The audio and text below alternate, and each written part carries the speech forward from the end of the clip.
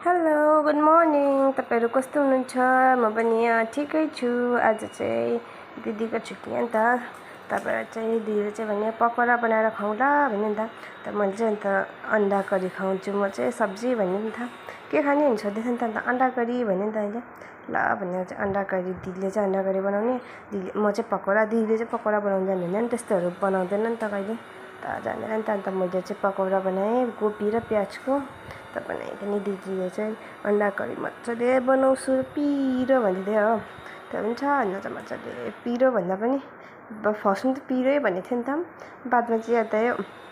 नानीले पनि खान्छ खाना भनेर त्यहाँ चाहिँ सब्जी चाहिँ पिरो नबनाएर चाहिँ के भन्छ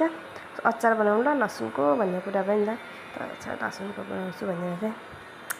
हामी चाहिँ आजकल चाहिँ सिलौटो किनेको दिनको त चाहिँ नि अचार चाहिँ पुरा खाने भएको छ नि त र अचार बनाएँ खाएँ नि हेर्नु नि मेरो पकौडा कति दामी कलर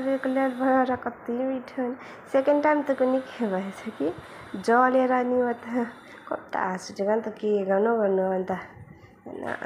जोस् भनेर चाहिँ होइन चाहिँ खाना खानु बसेको नि त हामी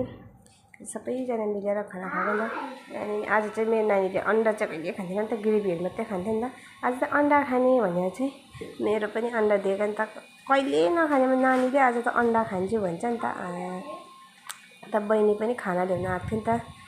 बहिनीलाई पनि खाना ल्याउन आएको बहिनीलाई पनि खाना दिइकन खुवाइएर सिधै पठाएन अन्डा चाहिँ अब कहिले नखान्छु नि खाएको